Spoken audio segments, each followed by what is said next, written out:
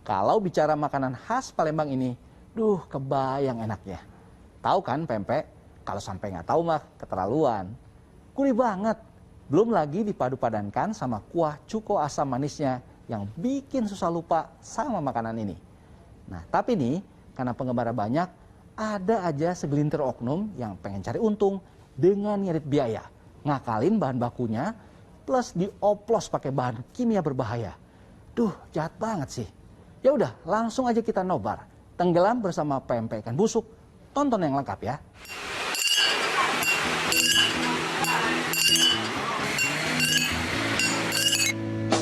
Buat penikmat pempek, nggak perlu susah payah dan jauh-jauh ke tempat asalnya Palembang, Sumatera Selatan. Karena saat ini tiap pelosok kota sudah dikepung jenis makanan ini.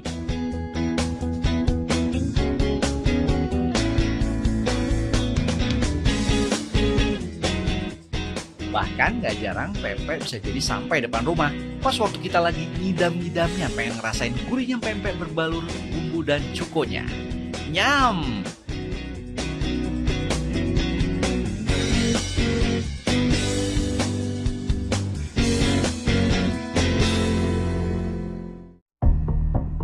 Namun pikiran jadi terganggu saat seorang kawan cerita soal pembuatan pempek yang nyeleneh dan keluar dari pakem pembuatan pempek yang benar. Mas nih, gimana nih orangnya? Gini aja Mas, kita langsung ke rumahnya, kita jemput, ya kan? Biasanya jam-jam segini nih dia belanja, jadi kita langsung ke rumahnya aja. Kawan ini pun langsung ngontak si pembuat pempek dan mengajak bertemu di lokasi yang sudah ditentukan. Pagi Mbak. Satu-satu informasi pun kami keruk dari si pembuat pempek. Mbak, katanya bikin pempek Mbak? Iya, jualan pempek Mas. Gitu, udah lama Mbak? Udah lama, udah 3 tahunan. 3 tahun. Nah, Bahannya apa aja Mbak? Kalau boleh saya tahu Mbak? yang banyak Mas, ada ikan, ada tepung, telur, Oh gitu? sama bumbu-bumbu juga, bumbu-bumbu yang lain. Gitu ya? Iya. Nah, tapi bikinnya gimana nih bahannya? Katanya kata teman ini bikinnya nggak benar. Nanti lah, ikut aja dulu ke pasar. Oh sekarang mau ke pasar kita? Tapi bocoran aja Mbak, apa sih bahannya? Ya bahannya ada yang bahan yang nggak bisa dikonsumsi gitu loh Mas. Oh gitu?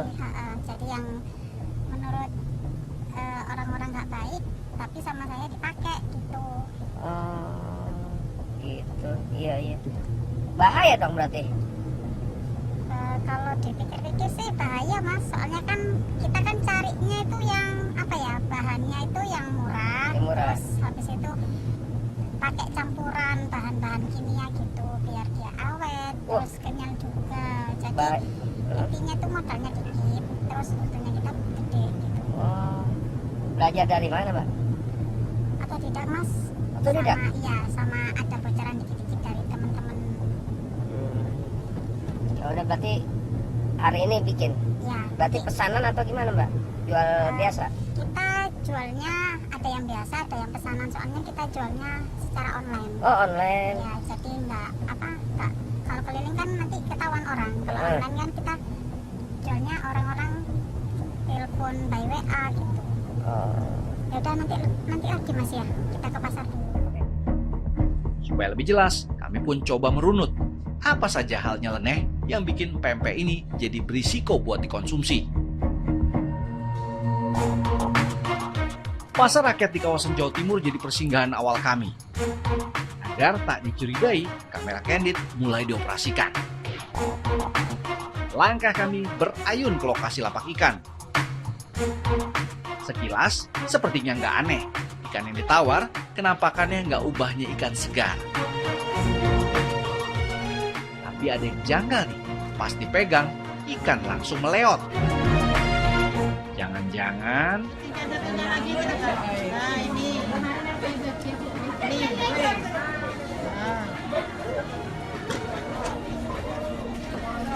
Jamila, berang pesin. Lemaknya.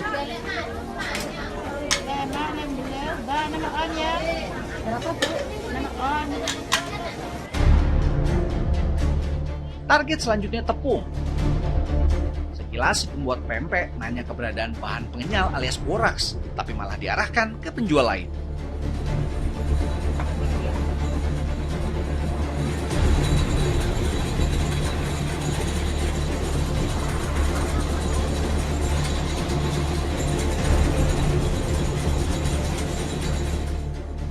Ternyata rada repot nyari pengenyal di pasar ini. Akhirnya, boraks di tangan. Masih ada satu bahan baku penting lagi, yaitu telur. Rupanya ini salah satu trik ngirit biaya buat pempek. Karena telur BS alias telur nggak segar yang dibeli, yang pasti murah meriah harganya. Udah nih, beres deh belanja. Loh, ternyata masih ada bahan yang kurang. Kami ikut bergerak ke arah lapak yang dituju. Lamat-lamat kami dengar, yang mau dibeli itu pemutih. Ini pemutih. Kita acan gitu. Apa nih? Pemutih gitu. Ini apa? Tulisannya apa? Terus tak baca itu. Toleh, sebelah orang ala. Oh, ini buat pencucian. Ini bahan bahaya sepertinya. Tuh, bener kan? Pemutih ini aslinya buat tekstil, bukan buat dimakan. Duh, ampun deh. Terus rencananya si pembuat pempek mau bikin apa aja ya? Pempek lonjor sama kapal selam. Udah, dua tok. Kulit itu kalau kulit, Kalau dalam kalau kulit. kulit nggak pakai. Kalau yang lonjor kan nggak pakai isi. Kalau yang kapal selam pakai kayak telurnya itu dikopek. Ya, ya, ya.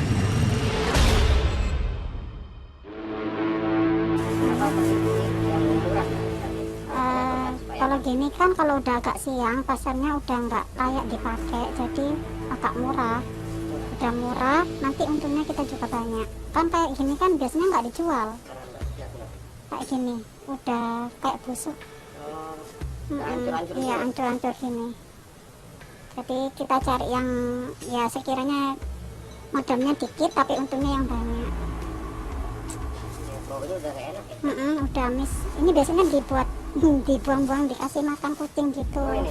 Iya. Jadi kayak gini nih. Gini mas, udah nggak layak pakai sih, udah nggak bisa diolah. Cuman kita kan carinya untungnya yang banyak. Cuman tinggal dibersihin aja udah kelihatan bagus lagi.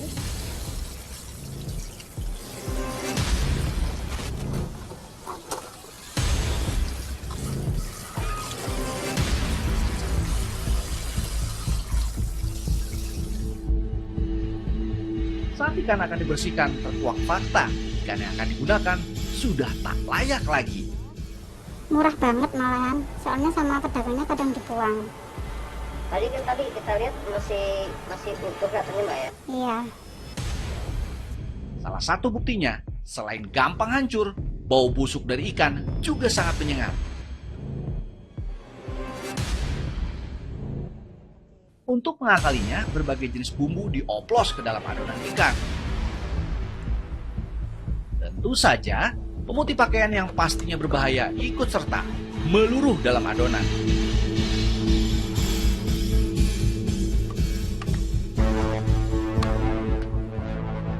Plus pengenyal alias boraks juga berpartisipasi.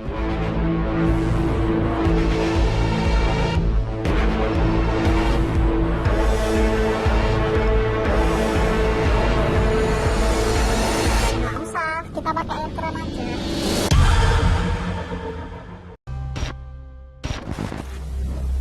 Jadi nanti biar itu pempeknya sedikit putih sama pengenyal juga. Iya. Ya.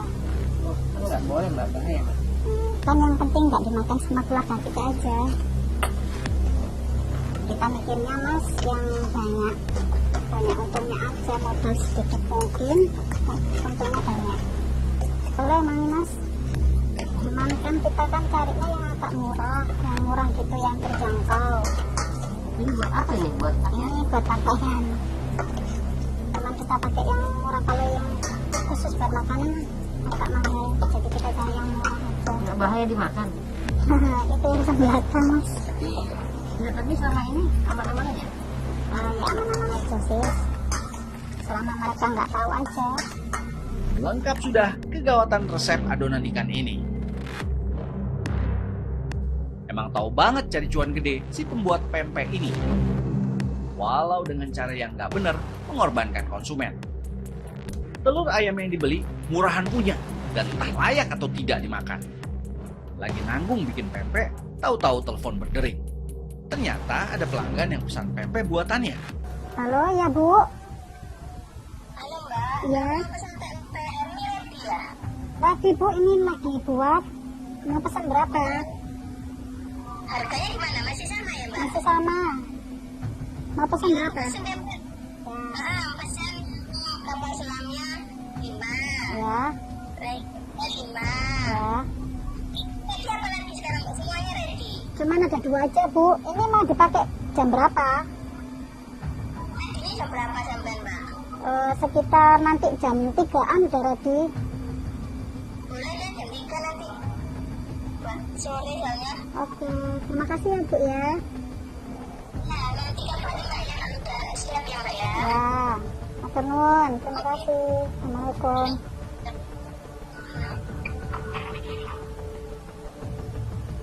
Oh, alhamdulillah Mas. Kenapa? Udah dapat orderan tadi. Hari ini ada orderan. Ya, udah dapat. Lumayan nanti 4 sore. Langgan itu. Udah langganan itu Mas. Wah, kalau tahu bikinannya gini gimana Mbak? Tak mungkin beli lagi. Duh Bu, cari profit buat jualan sih sah-sah aja. Tapi Bu, ya jangan segitunya lah. Kasian kan yang beli, nanggung semua risikonya. Ini kalau dijual berapa Mbak? Satuannya? 2.000 Mas. Ya? 2.000 rupiah. 2.000. Ya. Kan kalau dijual agak murah gitu kan, kita kan udah untung banyak itu. Pempek yang digarap duluan jenis lenjer. Bentar ya Mas, ini ada orang beli.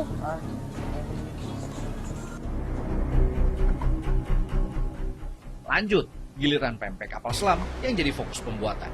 Isi kapal selamnya pakai telur BS alias telur cacat yang harganya miring banget. Udah nggak bisa dimakan, nggak bisa dijual juga. Jual apa? Nonton kreativitas pembuat pempek yang banyak negatifnya bikin kami nggak selera dan ngeri mencicipinya. Nggak kerasa, pembuatan pempek berbahan dasar ikan busuk plus bumbu-bumbu upgrade yang berisiko tinggi buat konsumsinya beres sudah. Sekarang geser ke proses perebusan.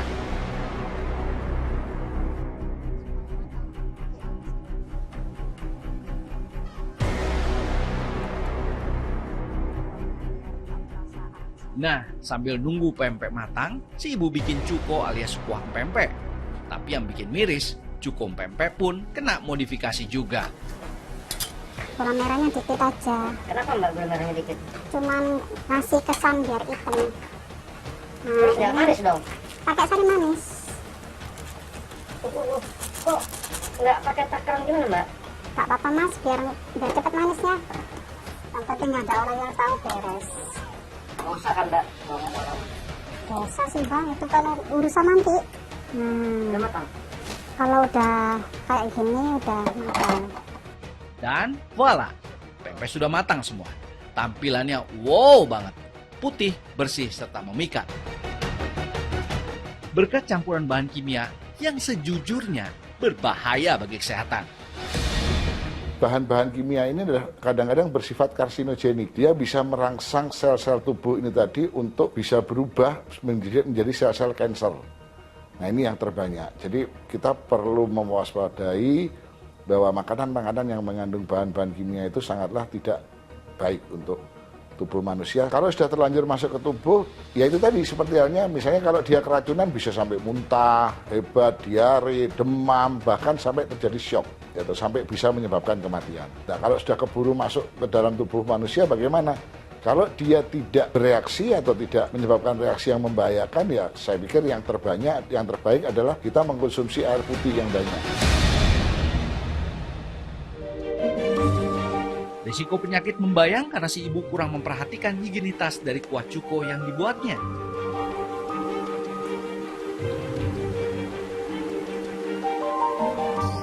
Bentar Mas, ini kuahnya kurang. Terus masak lagi? Nggak usah, kita pakai air keran aja.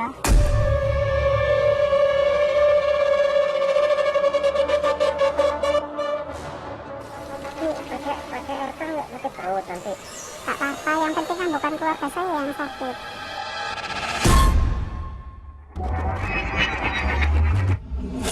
Minyak jelantah ini mas, minyak sisa-sisa. Pokoknya gimana caranya untung gede, cuma ngerugiin konsumen sih jatuhnya. Semerbak wangi gorengan pempek ikan busuk ini ternyata bikin ngiler juga. Tapi karena paham cara buatnya, selera itu pun langsung menguap.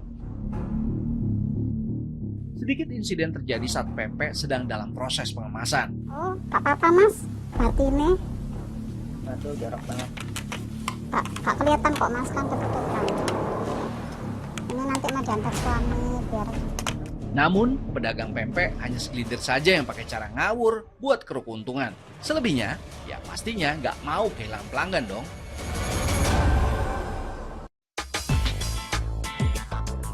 Ini contohnya, Mas Ridwan. Sudah puluhan tahun mewarisi usaha orang tuanya jualan pempek Palembang dengan mengerek brand Mang Pai.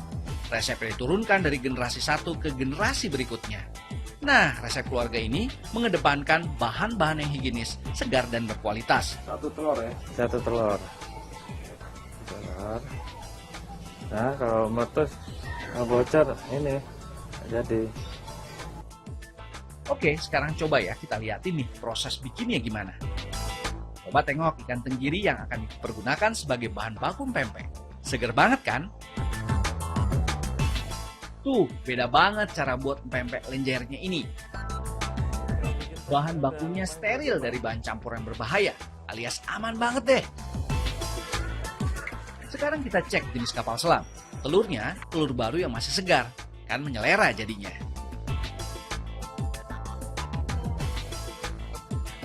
Racikan lezat pempek sehat Mas Ridwan jadi deh. Tanpa pemutih pun putih mas ya sebenarnya? Putih, iya. Putihnya kan dari tepung kanjinya itu kan. Terus sama ikannya tadi kan juga putih kan tadi kan. Iya. Di tengah-tengah proses pembuatan pempek, Mas Ridwan sempat berbagi kisah pedihnya waktu merintis bisnis ini. Puncaknya saat sang ayah berpulang. Dari pindah tempat, nah tempat sepi, terus apa ini? Bapak jadi kaget kan gitu, jadi banyak mikir, akhirnya ya meninggal 2019 kemarin. Ridwan baru merintis kembali usaha pempeknya di sebuah kios kecil di pinggir jalan Bromo, Surabaya. Sangat disayangkan kayak gitu, itu jadi kayak merusak reputasi yang emang benar-benar jualan. Kalau cari uang yang halal aja lah. Sejak kepindahannya ke lokasi baru, lapak pempek Mang Pai ini agak sepi dari pelanggan. Tapi dia tak berkecil hati. Dia mulai mencari pelanggan baru dan mempertahankan pelanggan lama yang tahu kualitas pempek buatannya.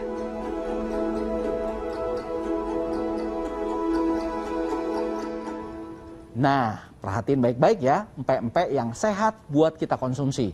Tenang aja, makanan favorit kita semua itu banyak banget kok yang garapnya higienis dan profesional. Oke, Buser Investigasi kami akhiri. Saya Joy Astro. I'll see you around.